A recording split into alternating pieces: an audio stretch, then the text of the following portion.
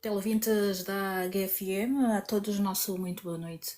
Sejam bem-vindos mais uma vez ao nosso canal e também ao Onda Informativa, espaço onde nós procuramos sempre fazer análise de toda a informação que faz o país e o mundo acontecer. Hoje não fugimos à regra e temos aqui um convidado que nos vai ajudar a compreender determinadas informações que têm circulado ao nível do nosso país. Vocês já sabem qual é a regra do TikTok?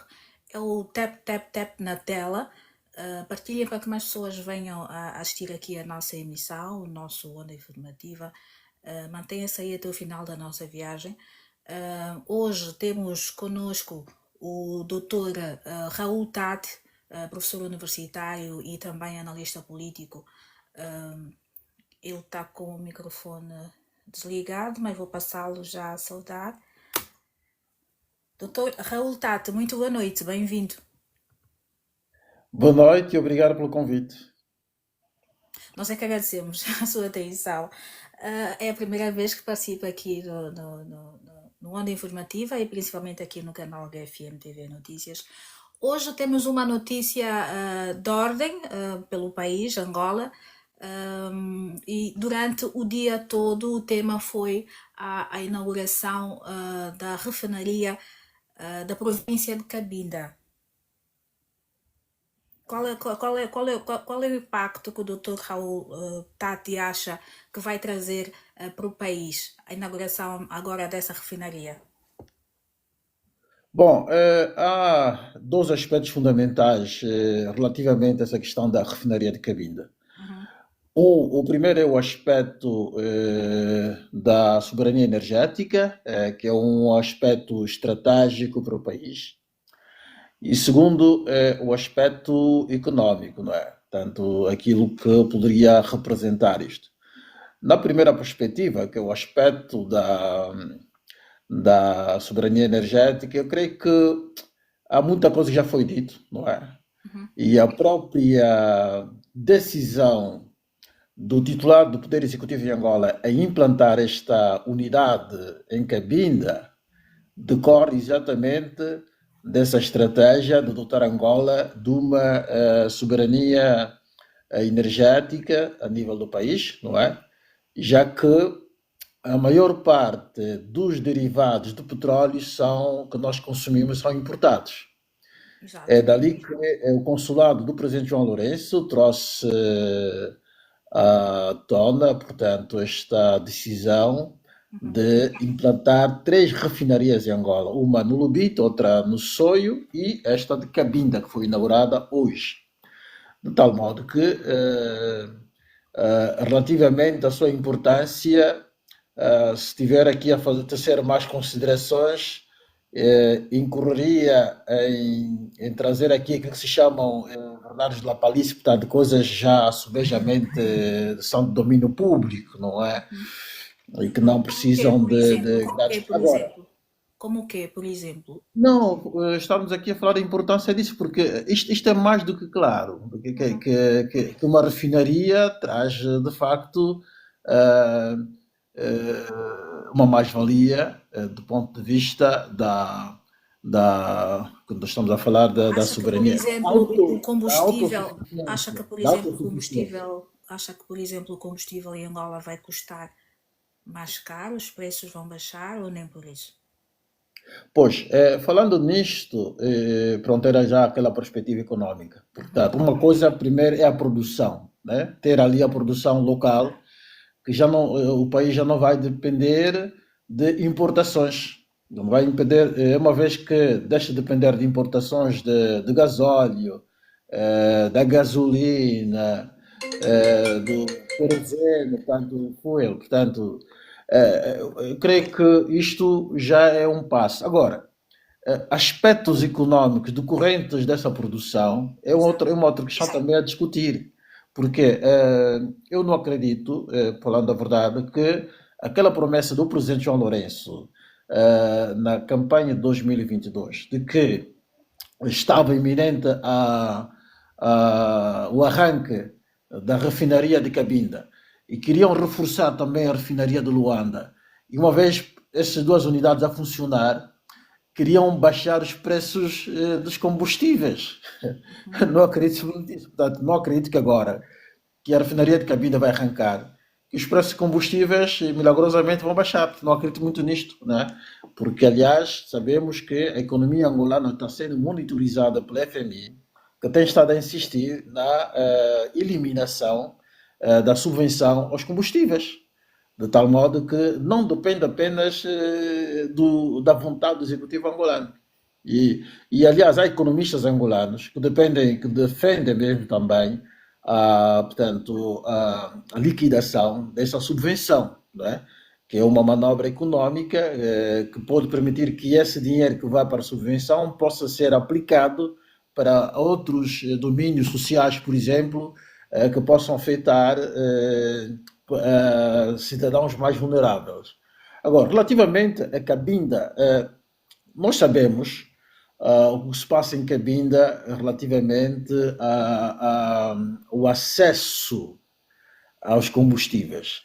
É uma dor de cabeça. É uma dor de cabeça. São anos e anos que Cabinda depende daquilo que vem, os barcos que saem de Luanda e que vão para Cabinda para levar o combustível.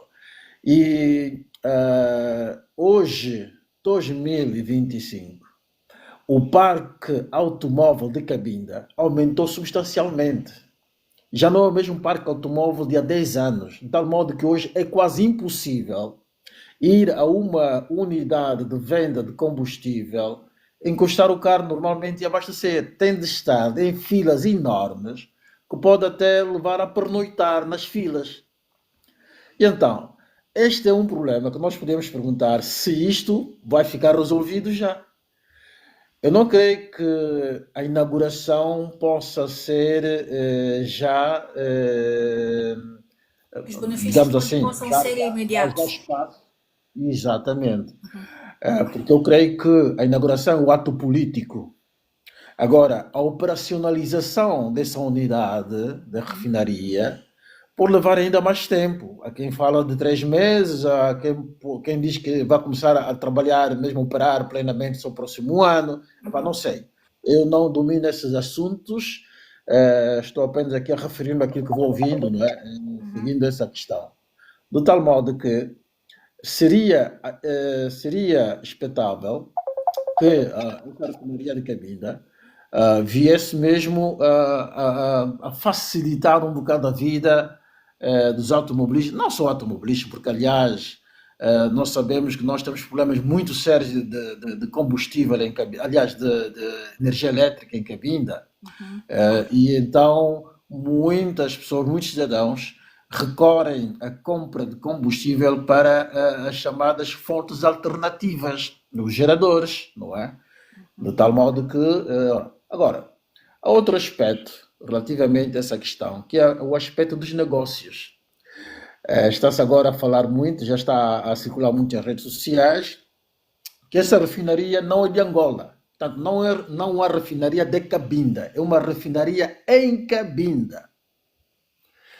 Foi implantada uma refinaria em Cabinda, não é de Cabinda, nem sequer é de Angola. Isso significa que quem são os donos dessa refinaria? Fala-se da Gemcorp, que teria uma percentagem dessa refinaria de 90%, e da Sonangol, que representa o Estado angolano, que teria uma presença simbólica de 10% nessa refinaria. Bom, isto aqui coloca algum problema, não é? Quando estamos a falar de soberania energética, até que ponto é que estamos a falar mesmo de soberania nos termos em que isto é entendido na ciência política, não é? Porque se vê, por exemplo, há países que produzem petróleo, que criaram estas unidades, mas são todos eles nacionais. São nacionais, são do Estado, são de controle é 100% do Estado. O que se podia esperar é que o Estado podia encontrar parceiros, não é? Para financiamentos com parceiros, mas que não fosse a maioria, não é?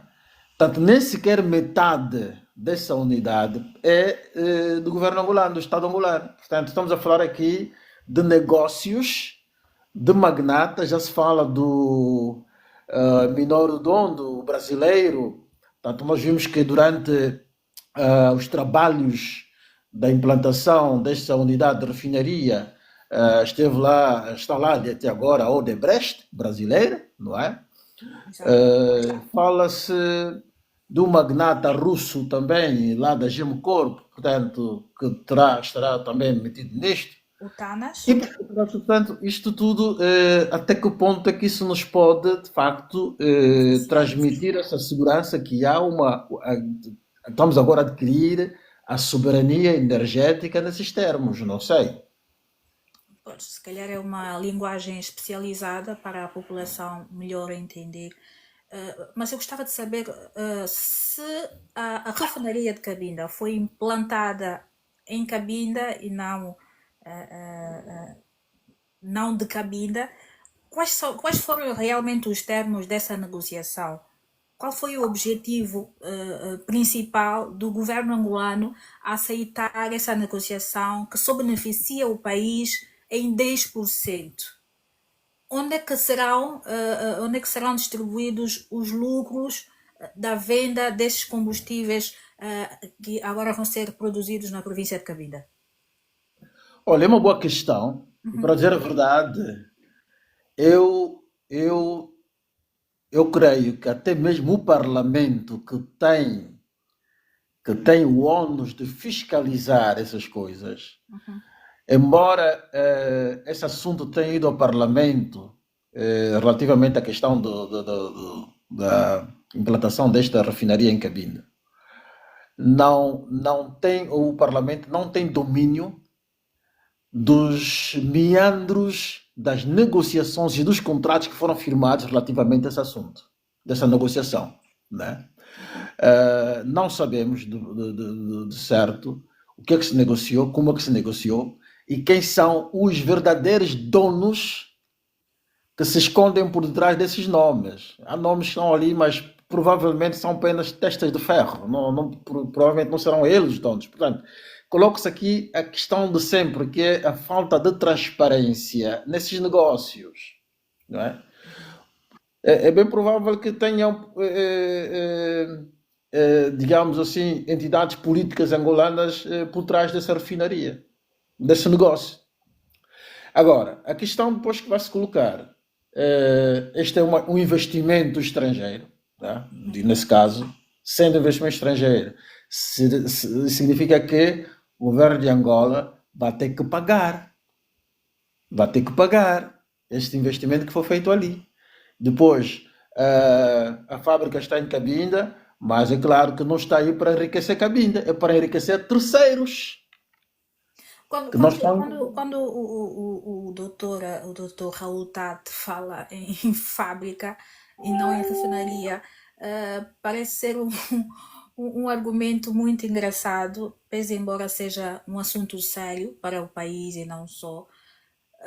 E a nível de redes sociais podemos circular e ler alguns comentários que algumas pessoas falavam mesmo de não refinaria, mas sim uma fábrica de combustíveis.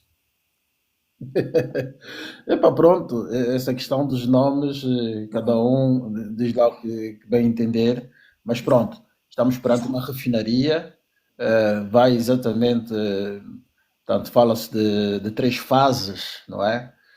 Nesta primeira fase vai produzir 30 mil barris diários de gasóleo, de querosene, que é o combustível que se usa para os aviões, para a aviação, não é? Jet fuel.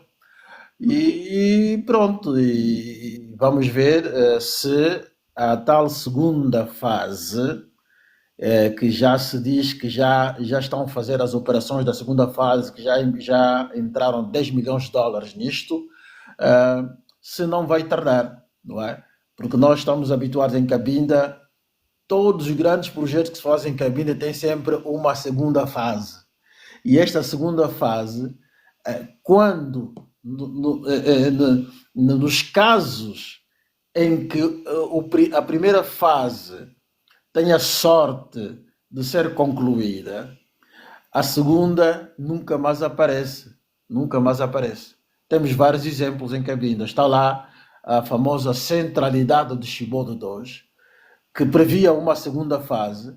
Simplesmente a empresa que fez aquilo desmobilizou-se e acabou. Portanto, estão lá, inaugurou-se e acabou. Não se fala mais da segunda fase, acabou. Portanto, mas por aquilo que estou a seguir relativamente a essa refinaria de Cabinda, tudo indica que vão mesmo avançar para a segunda fase até atingir os tais 60 mil litros diários, 60 mil barris diários de petróleo refinado. Ok. Esperemos nós que a refinaria de Cabinda não seja uma lavandaria, mas algo que beneficie realmente a população. Vamos falar, vamos falar. Olha, isto que está a dizer é sério, porque normalmente nós não temos domínio desses negócios e depois cria-se muita suspeição quando não há transparência, quando os negócios têm alguma opacidade, não atendemos, acabamos por não perceber bem os meandros dos negócios e, é claro, o espaço que sobra para a gente é aquela da especulação, suspeição, não é? Quem é que vai ganhar com essa refinaria em primeiro lugar, em primeira mão? Portanto, aí está a grande questão. Pronto, é um negócio e temos acompanhado, pelo menos a nível de informação, que o estrangeiro é bem-vindo, implementa os seus negócios, mas que muitos desses estrangeiros evacuam os seus lucros para os seus países de origem. E quando eu menciono aqui que a refinaria de Cabina não seja apenas uma lavandaria, mas sim algo que beneficia a população, é porque, por falta dessa transparência, que nem o governo angolano consegue explicar quais foram os meandros dessa negociação e de que forma é que vai ser implementada os lucros, de que forma é que Angola vai ganhar com essa mais uma refinaria para o país. Vamos falar. Eles nunca vão explicar isso, nunca vão, não só que não conseguem, nunca vão explicar isso. Porque é uma prática, é o paradigma dos negócios em Angola, tanto normalmente envolvem essa opacidade para proteger interesses. Não é? Das pessoas, infelizmente. Falemos agora de ganhos, ganhos fiscais e industriais. Parece que a Administração Geral Tributária de Angola vai ter mais trabalho, né? Vai poder fiscalizar mais uma empresa. Bom, não sei, essas fiscalizações que muitas vezes são mais incisivos para o peixinho miúdo, não é? Lojinhas e lojecas, pessoas que têm pequenos negócios, estão sempre por cima dessas pessoas. E quando aqueles que têm, os tubarões que detêm grandes negócios em Angola, não sabemos até que ponto é que a gente anda por trás deles para a questão da tributação. Não sabemos. A cobrar Portanto, imposto. normalmente o que se vê é que a AGT tem um ímpeto de sufocar pequenos empreendimentos, pequenas iniciativas empresariais, não é? Sufocam mesmo, mas esses grandes empreendimentos dos tubarões normalmente respiram um grande oxigênio porque não são sufocados assim como as pequenas empresas. Infelizmente, infelizmente. Fala-se em mais de 3 mil postos de trabalho, com a inauguração agora da refinaria de Cabinda. Parece que reduziu o número de kunangas no país. Pois, bom, em princípio não sei se estão mesmo 3 mil, quem os contou. Esse é mais um outro assunto.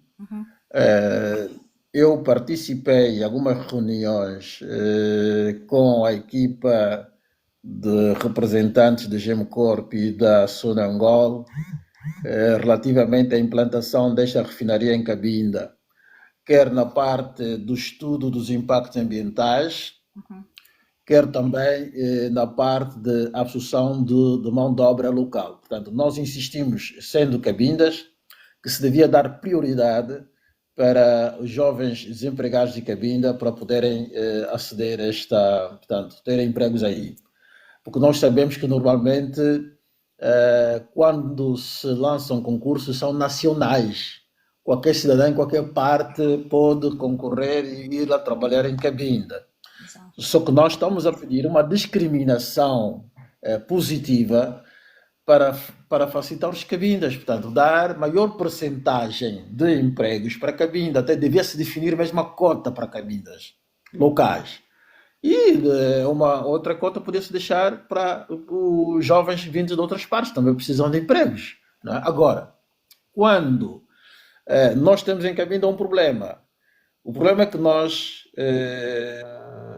aliás, o governo de Angola nunca apostou em cursos de tecnologias para Cabinda, nem engenharias. Não é? As engenharias estão em outras partes de Angola, em Cabinda não há engenharias. Cursos de tecnologias não há. Portanto, nós ali temos alguma desvantagem em termos de concursos em relação a outros concorrentes que vêm de outras partes. Temos desvantagem nisso. Né? Como é que uma região que produz, que é petrolífero, produz petróleo, não tem uma engenharia de petróleo, não tem uma escola de petróleos? Não é? Foram colocar no Sumbo que produz petróleo desde quando? Não é? Mas temos na vizinhança São essas a coisas. Usaira, não é? Temos um São instituto. essas coisas, portanto, são essas coisas. De tal modo que agora O fala-se de doutor Raul não Tarte dar formação. era de opinião que Cabinda tivesse uma escola de formação ligada às tecnologias industriais, no caso do petróleo, da exploração de petróleo.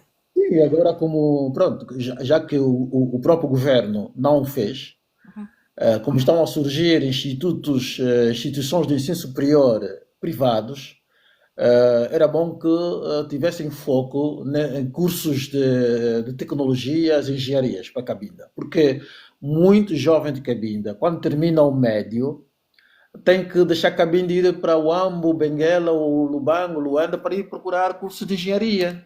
Eu próprio tenho membros da minha família que estão no Ambo, estão no Benguela, não é? Porque foram lá fazer cursos técnicos, que em Cabinda não há. Portanto, eu creio que esta é uma lacuna muito grave que nós temos a nível do ensino em Cabinda. Portanto, agora, fala-se aí de uma iniciativa do Ministério dos Recursos Naturais, né, de Petróleo e Recursos Naturais, que começaram há dias, que é o tal Kuma, não é? Que diz que vai dar formação a cerca de 5.000 jovens de Cabinda, que poderão ser posteriormente empregados nas petrolíferas, na refinaria, etc, etc. Vamos lá ver como é que isso vai funcionar. Quer dizer, é tarde e uma hora. Deviam ter essa preparação, essa formação antes, para agora poderem ter espaço e possibilidade de emprego na refinaria, por exemplo. Agora, nunca tiveram curso, agora vão começar a fazer a formação. Não sei, quando terminar a formação, as vagas todas já estão ocupadas na refinaria. Esse será o resultado. Portanto, vão ser formados para o desemprego, não é mesmo? Exatamente. Falou aí do Kuma e pelas informações que eu também vou lendo um bocadinho, a refinaria de Cabinda, juntamente com os seus parceiros, falando aqui propriamente dos ganhos sociais, já começaram a trabalhar junto das comunidades. Bom, eu vi algumas coisas feitas pela Gemcorp e juntamente com a Sonangol, mas pronto, eu não tenho muito a dizer em relação a isso porque era preciso ver qual é o impacto que isso tem junto das comunidades locais, não é? Exato. Uhum. Algumas iniciativas como aquela de levar água para uma aldeia lá de Malembo, portanto, bom, vamos lá ver qual é a sustentabilidade disso, não é? Porque a questão da água é uma questão até de soberania, não devia ser iniciativas privadas para levar água às populações, às comunidades, esse é trabalho do Exatamente. governo, não é? Exatamente. É o Estado que deve proporcionar água potável para as suas populações. Mas pronto, Se houvesse a iniciativa, aquelas populações que já andavam com problemas de carência de água passaram a ter acesso, pronto, é uma iniciativa louvável. Digo que se essas empresas que se instalarem ali tiverem esta responsabilidade social Uhum. de fazer qualquer coisa importante que tenha impacto na vida das comunidades locais, isso Exato. será muito bem-vindo. Que bom, que bom. E ainda falando, e já vamos saltar essa parte, é mesmo para finalizar, ainda falando sobre a inauguração da refinaria de Cabinda, olhando para o espaço geográfico, por que será a escolha da província de Cabinda para essa instalação? Tem a ver com questões políticas ou nem por isso? Em primeiro lugar, é por ser uma região petrolífera. Uhum. Cabinda, hoje em dia, já começa a haver descoberta de petróleo em várias partes de Angola, mas Cabinda é que é a zona tradicionalmente conhecida como a região petrolífera, não é? A vaca leiteira de Angola é Cabinda, que chegou de sustentar cerca de 70% do orçamento geral do Estado. Hoje em dia já não se fala muito de 70%, agora se fala de 60%, agora dizem que são 50%, mas Cabinda já deu muito para a economia de Angola nesse sentido, não é? Tendo em conta que o próprio orçamento de Angola é um orçamento baseado no petróleo, não é? Praticamente é a grande commodity, não é, que é utilizada, não é, para a economia angolana, para a próprio orçamento. De tal modo que é justificado, tanto justificada, aliás, a escolha de Cabinda para a implantação dessa refinaria. Se não fosse assim, nós Cabindas faríamos também barulho, porque já algumas coisas foram para outros lados. A escola de petróleo já disse que foi para Sumbe. A, a LNG, a fábrica, portanto, a unidade produtora de gás, foi para o Soio. Não sei que tal, mas foi para o Soio, mas o petróleo que vai para lá, que é o Brent, sai de Cabinda, né? Em Pampulanes lá para o Soio. Está a ver? Portanto, por que essa unidade não foi implantada em Cabinda? Por que não usaram o petróleo do soio para fazer lá implantar essa fábrica LNG, não é? Uhum. Portanto, se não tivessem selecionado Cabinda para implantar esta refinaria, nós teríamos apresentado a nossa reivindicação mais uma vez. Exatamente. Uma mensagem para a população de Cabinda com esse novo ganho para a província mais a norte do país. Eu creio que, como Cabinda, não tenho, não acho que tenhamos que lançar foguetes para o ar ou fogos de artifício por causa disso. Vamos dar tempo ao tempo para irmos vendo até que ponto é que essa unidade de refinaria vai impactando na vida das populações em Cabinda pouco a pouco, não é? Gostaríamos de sentir o alívio, não é? Relativamente a essa questão energética nessa região de Cabinda. Porque há comunidades, aldeias, onde não há energia elétrica e têm dificuldades de conseguir o petróleo iluminante para pôr nos candeeiros. Vivem às escuras. Hoje, em pleno século XXI, vivem às escuras. Portanto, oxalá que, pronto, que haja esse impacto positivo e que possa começar a dar esse alívio, não é, às populações de Cabinda. Agora, há um assunto que nós não abordamos aqui, que é o grande problema do tráfico de combustíveis. Eu já tinha levantado essa questão. Se nesse momento que nós não fabricamos, aliás, não durante todo esse tempo que nós não produzíamos o derivados de petróleo, não tínhamos refinação e tivemos tantos problemas ligados a tal questão de tráfego de Contrabando de combustível. combustível, exato. Sim. Tendo em conta que temos ali países limítrofes, né, para onde vai esse tráfego. Uhum. O que é que vai ser agora? O que é que vai ser agora com uma refinaria local, né? Com essa produção toda? Tanto São questões que se colocam hoje, não sei, e se já questões que dependem dos órgãos de segurança, defesa e segurança, como é que vão gerir essa situação. Portanto, havendo mais produto, haverá mais ocasião, não é, para este negócio. Mas eu creio que eh, provavelmente deverá haver uma legislação que possa regular melhor o negócio dos derivados de petróleo, não é? Exatamente. Dr. Raul Tata ainda na baila. Gostaria que falasse um bocadinho sobre o pedido de demissão por questões de saúde do presidente do Conselho da Magistratura Judicial de Angola, o Dr. Leonardo, que recentemente pediu a demissão do seu cargo. Quer falar sobre isso também?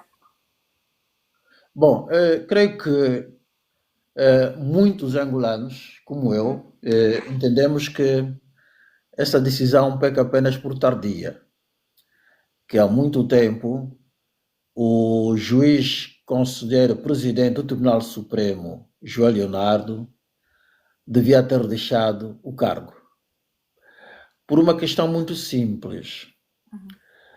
Quando nós temos uma figura dessa natureza à frente da justiça do país, não é?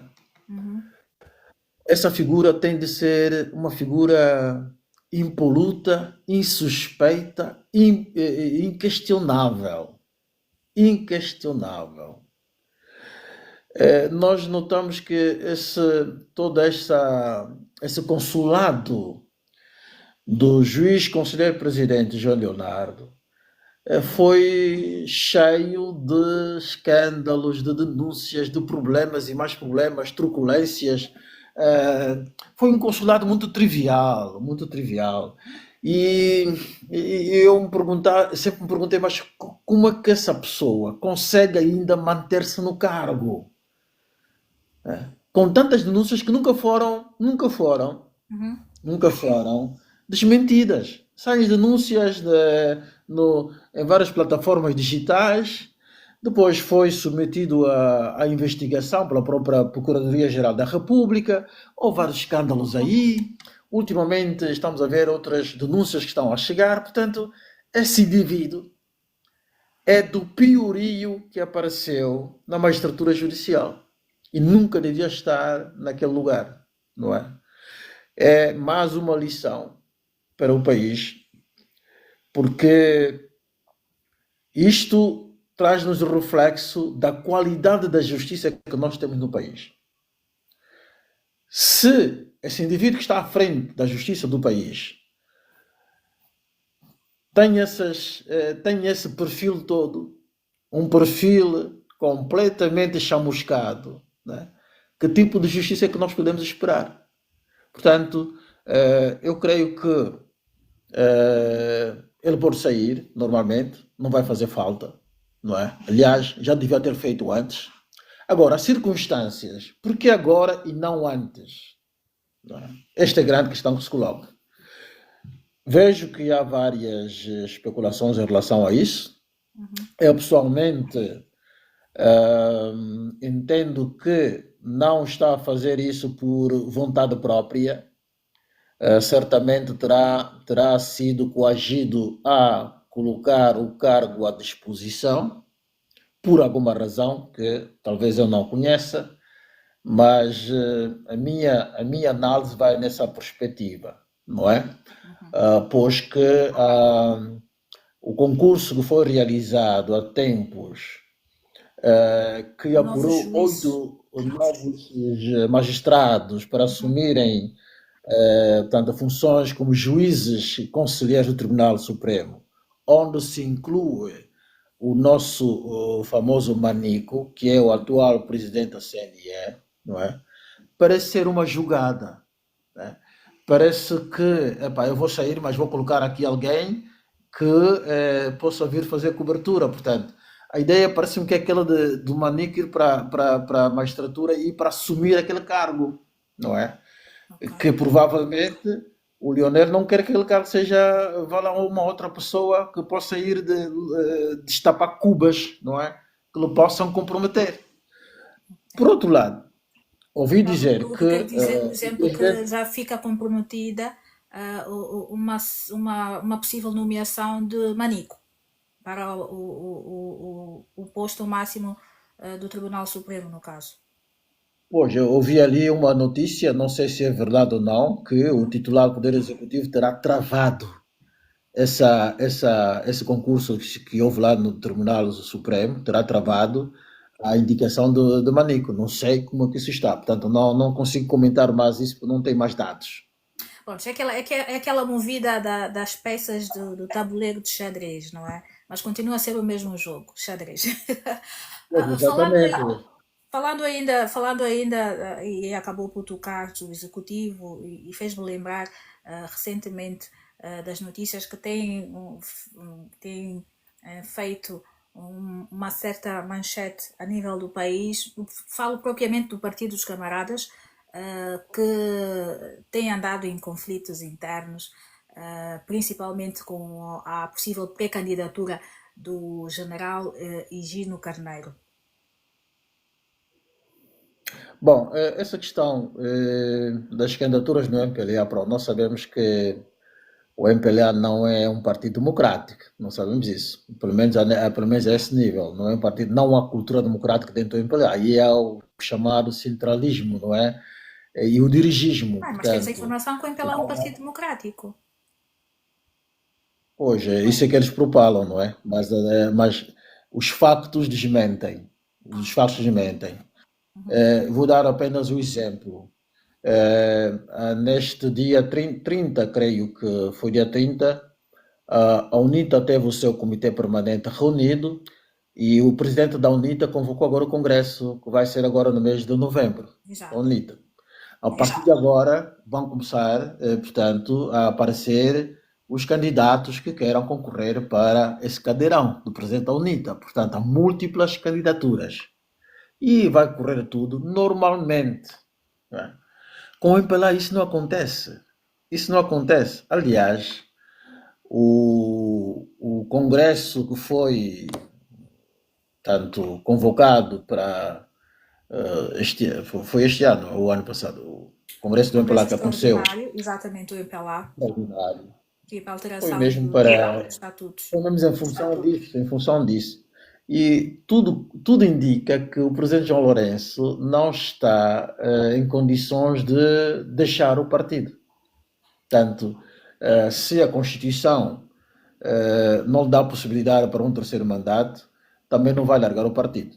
Portanto, tudo indica que vai manter o partido consigo. Portanto, não quer concorrentes, não quer mais candidatos. Portanto, e tudo indica que ele será o único candidato. Então, esse é o grande problema que está aí. Por isso é que, na minha perspectiva, todos esses que começaram a Manifestar o desejo de candidatar-se. manifestar a vontade de se candidatar para o cadeirão máximo do MPLA, começam a ser um incômodo.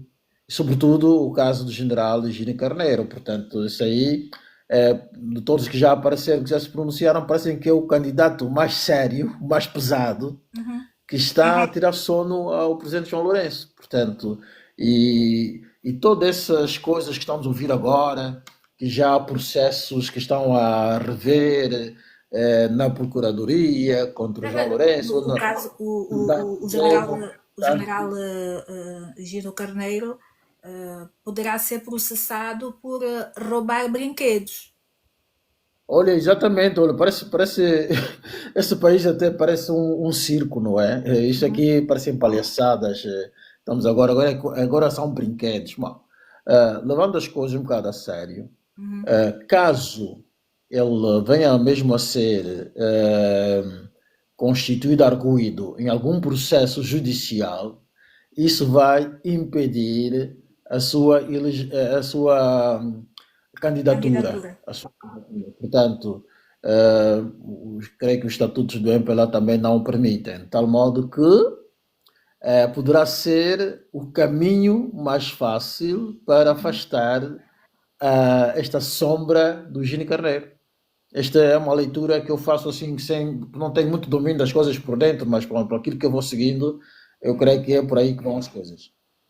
Exatamente. É mais aquele do travar de uma possível candidatura, assim como o general Higino Carneiro fala assim em outras candidaturas, como o militante Cônego, de uma possível candidatura também do Fernando da Piedade e dos Santos, dentre outras pessoas que manifestaram o seu desejo de candidatar-se ao cadeirão máximo do MPLA. Outras notícias não menos importantes, mas também que são importantes e acaba por tocar a população. Fala-se em mais de US$ 1.300 que cada angolano deve ao estrangeiro. Bom, eu não sei quem fez esses cálculos, mas a verdade é que a nossa dívida, a nossa dívida, que atualmente está por aí na ordem de 60 mil milhões de dólares, que é a dívida, 45 mil milhões de dívida externa e o resto foi dívida interna, dívida pública interna, já passou por uma condição de uma dívida insustentável. Uhum. Tanto assim que o Orçamento Geral do Estado praticamente tem mais de 50% para suportar o serviço da dívida. E é claro que isto, de alguma maneira, impede o desenvolvimento do país, impede que esse dinheiro vá para os investimentos na área produtiva, sobretudo na agricultura, etc, etc. Uhum. De tal modo que o que se vê é que há um ciclo vicioso de endividamentos. E o presidente João Lourenço, como titular do Poder Executivo, continua a endividar o país. Estamos a contrair cada vez mais dívidas. Há dias tivemos uma visita em Angola de alto nível do, do, do chefe de Estado da Arábia Saudita, não é?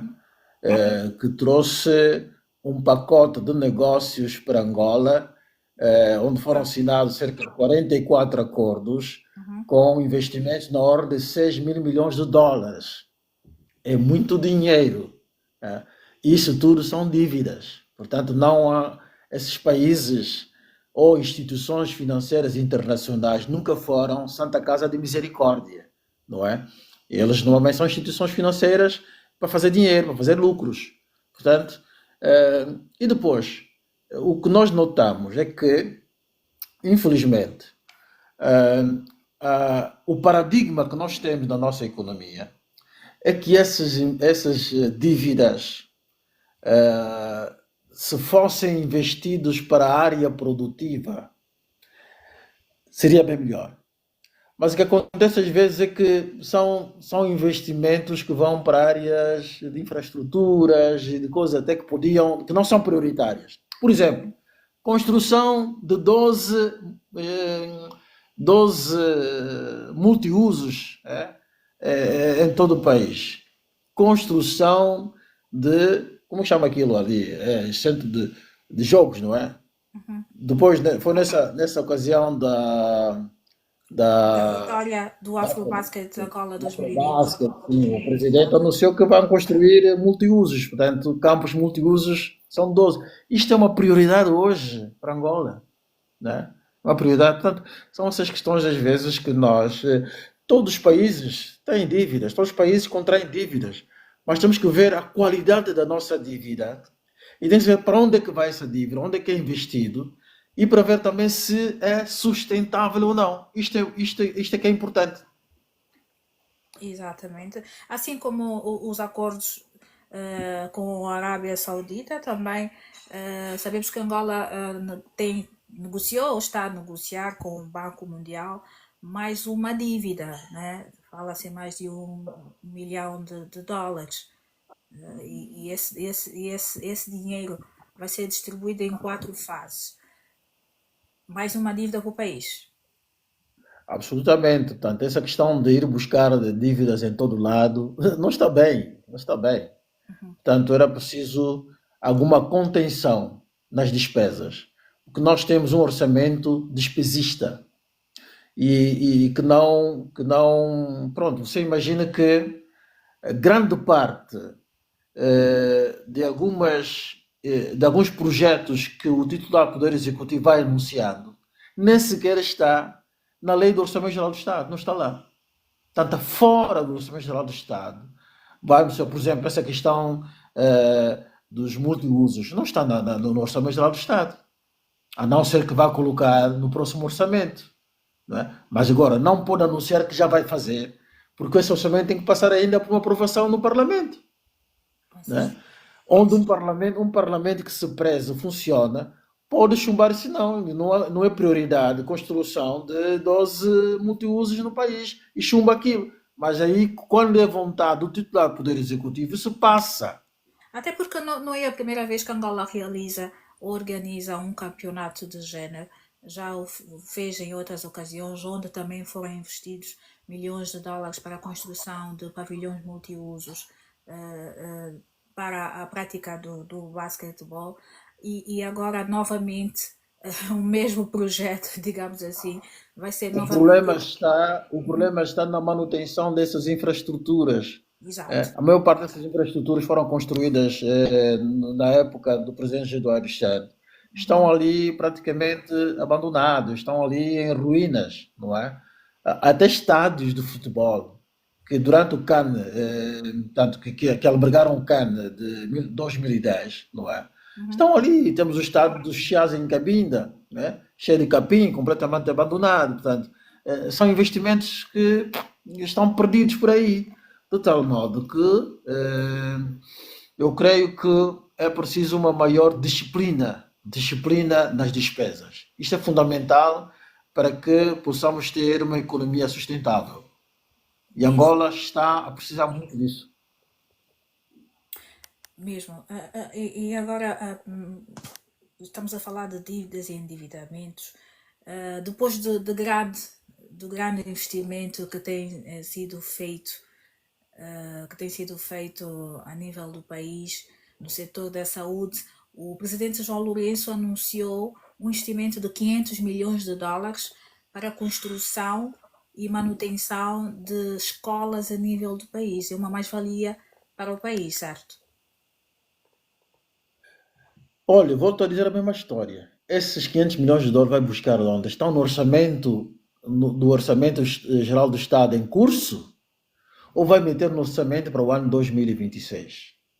Que são questões metodológicas que se devem colocar previamente. Né? Onde é que se vai buscar esse dinheiro? Se não está no orçamento atual, então isto é apenas uma dilação política. Né? Portanto, não tem nada a ver. Se não vai entrar no orçamento do próximo ano, próximo ano portanto, Orçamental. legislativo, não é? Orçamental e legislativo, não é? Se não vai entrar, que começa o novo ano legislativo em outubro e a partir dali entra já a proposta do Orçamento Geral do Estado no Parlamento. Uhum. Se não entrar, significa também que estamos diante de uma situação em que o Presidente tem que explicar ao país onde é que ele vai buscar esses dinheiros, que normalmente deviam estar nos orçamentos. Está a perceber? Então, eu creio que não está em causa, não está em causa a utilidade dessa despesa.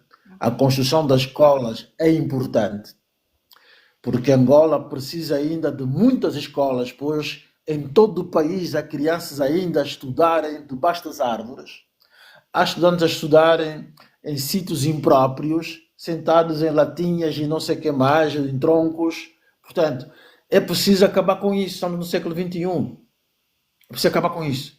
Isso significa que é preciso a construção de mais escolas. Isso é importante. Isso é importante. Só que, em termos de disciplina orçamental, esse dinheiro tem de sair, tem de ir para o Parlamento, tem que ser discutido no orçamento, no Parlamento, e ser aprovado. Porque a questão aqui não é só da construção das escolas. Uhum. Tem de haver dinheiro para recursos humanos, para a formação dos professores.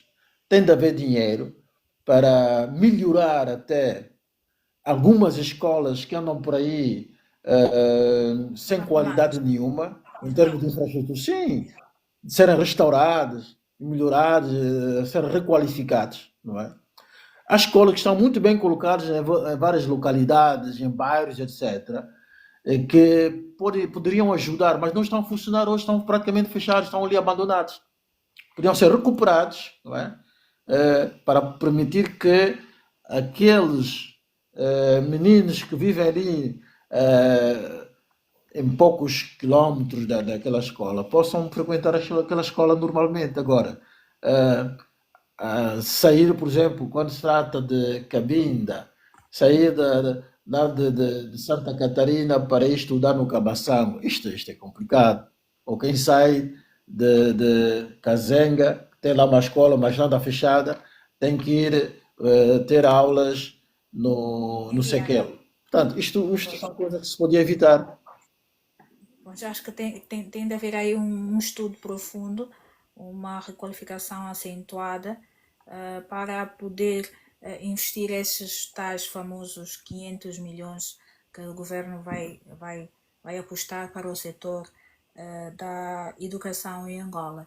Estamos mesmo quase a terminar aqui a nossa abordagem no Onda Informativa. Faltam 2 anos para o término do mandato do presidente João Lourenço, e ele está a apostar todas as cartas para que ele siga até ao final do seu mandato.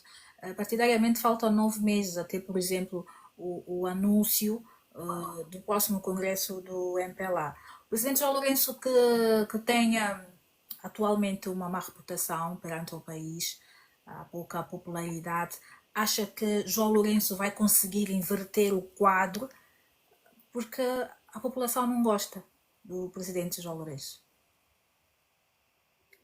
Bom,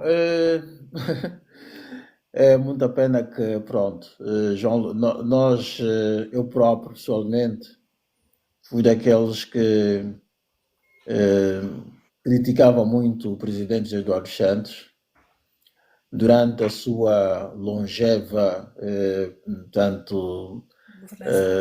eh, presidência, não é? Uhum. E não só pela longevidade da sua presidência, mas também pela maneira autocrática como governou o país. É verdade que teve várias, cometeu muitas falhas, mas o presidente João Lourenço parece que superou os Eduardo Santos negativamente, na perspectiva negativa. Nunca se viu um chefe de Estado com uma popularidade tão baixa como está o presidente João Lourenço. Quer dizer, eh, e o que ele vai fazendo hoje em dia só tem que ver com a sua sobrevivência política, não é? Ele às vezes até parece que já não pensa o país. O que pensa hoje é a sua sobrevivência política. Por isso, essas manobras todas que vai fazendo por aqui e por ali, tem muito a ver com isso. De tal modo que vamos lá ver o que serão esses próximos 2 anos. E já não são exatamente 2 anos, mas pronto, porque se tivermos que ver que em 2027 uma parte de 2027 já teremos governo de gestão, já não será. Portanto, uh, o presidente João Lourenço está a terminar Então, mal.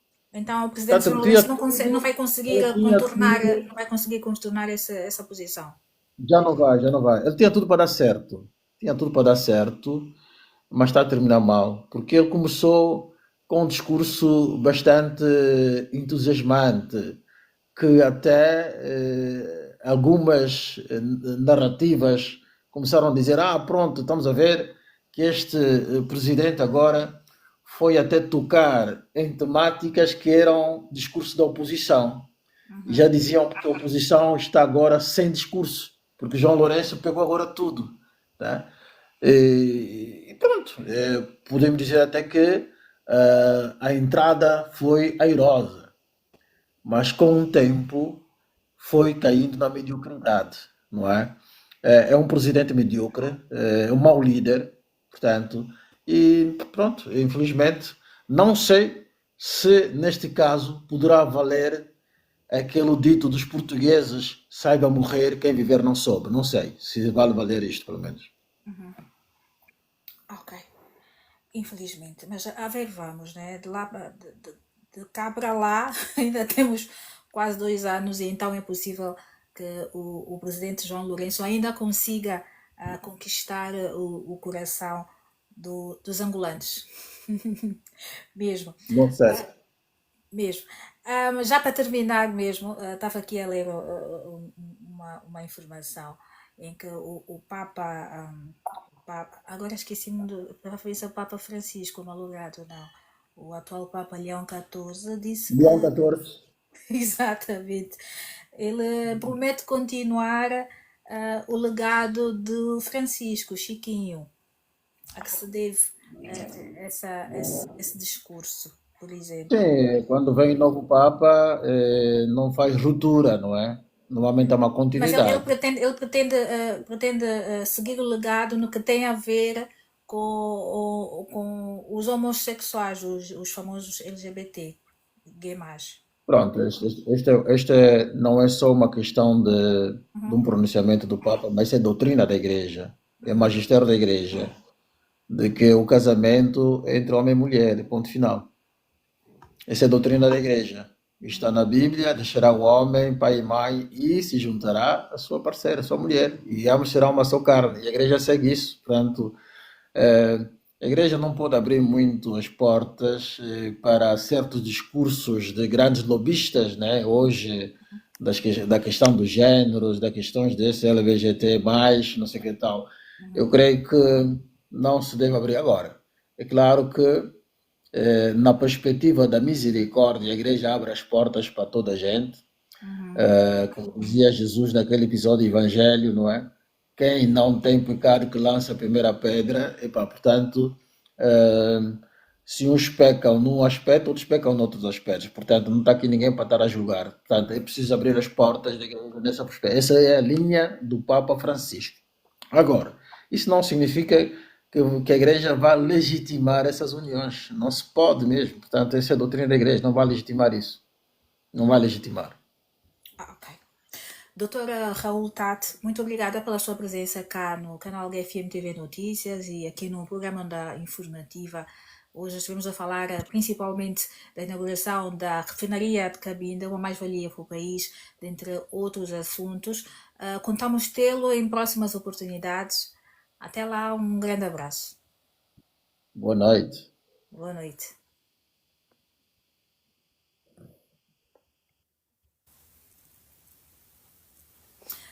Foi aqui a nossa abordagem com o nosso convidado de hoje, o Dr. Raul Tate, professor universitário e também analista político, que nos ajudou a perceber um bocadinho mais, principalmente sobre a inauguração da refinaria